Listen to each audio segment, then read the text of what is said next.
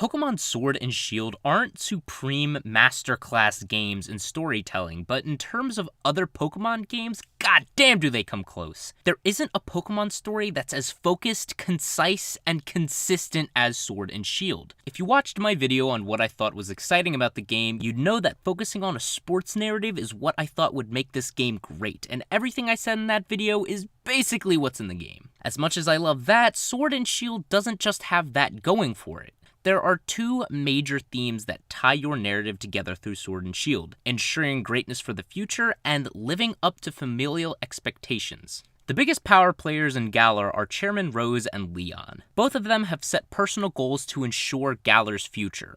Rose is the ultimate bad guy of the game, but he's not as malicious as, say, a Giovanni or a Cyrus would be, as his actions are actually quite reasonable. He predicts that in like 1,000 years there will be an energy crisis in Galar, and to protect the people of tomorrow, he absolutely needs to do something about it.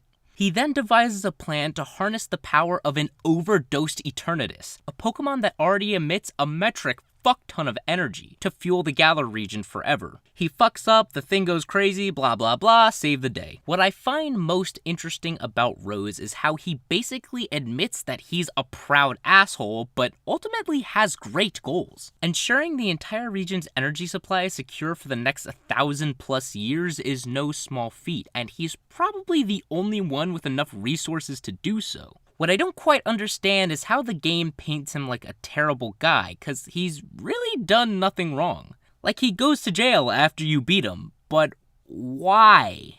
I mean, I guess he's caused a lot of property damage, but he has a shitload of money. He can just fix that shit easy. You could also argue that he was going to use Eternatus as a big fuck-off battery for an entire region, but, and I hate to seem like a dickhead, Eternatus has tried to kill everyone before. He's the one who caused the Darkest Day, and until the main doggo guys beat him, he would have destroyed the region. I'm not just interpolating here, that's literally what happened. Every time a Pokemon comes from space, it always tries to kill a bunch of people. Deoxys did it in Gen 3, Eternatus is doing it now. So I don't feel that bad that Rose is trying to extract its energy. Since Rose's plan interrupts the championship match with Leon, I guess people get pissed at him, but I think his intentions more than make up for everything. Speaking of Leon, his goals are much less essential to the future of Galar, but further the pinnacle of their culture. The gym challenge is everything to Galar. The people are constantly talking about how excited they are for each gym challenge, the gym challengers themselves, and every upcoming battle. Leon wants the gym challenge to thrive. He wants to cultivate the best battles the region could possibly see. He's made himself the perfect goal, the unbeatable champion,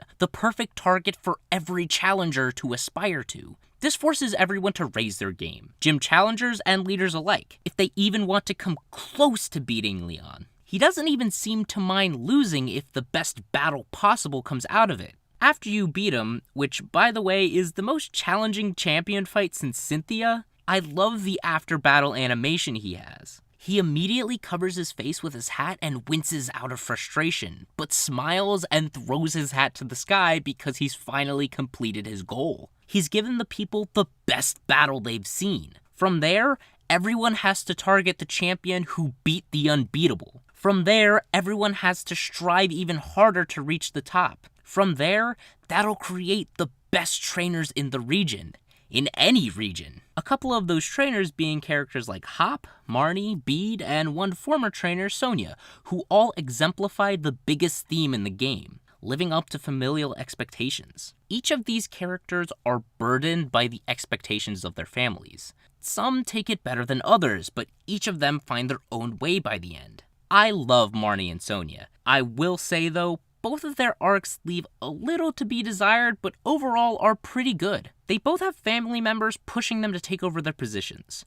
Marnie's brother Piers wants her to be the next Dark Gym leader, and Sonia's grandmother Magnolia wants her to take over as the next Pokemon professor. Both of them do end up accepting those positions, but get there differently. Marnie outright rejects Piers' offer to become gym leader because she has loftier goals than that, saying once she becomes champion she won't need to be a gym leader. Obviously, that doesn't work out, but by becoming a gym leader, she has the opportunity to keep challenging for that champion spot, while also giving her city the leader they deserve. Hashtag Team Yell is actually underrated. Sonia's arc is a little more relatable than Marnie's. At the beginning of the game, she's aimless. She doesn't know what to do with her life.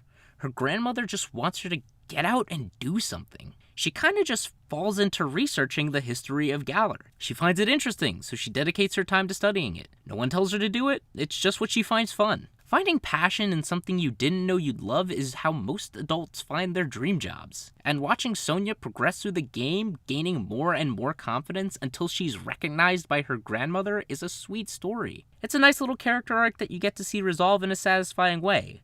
And also, she's really hot. Bede might have been my most anticipated character going into this game. His smug attitude was something missing from more recent Pokemon games, and it's a welcome return. What's even better is how he has actual character behind it. Most people would compare him to Blue from the original games, just because they're both douchebags. But while Blue is a douchebag for no reason, he's got a little bit going on, but not much. Bede is purely a product of his circumstances.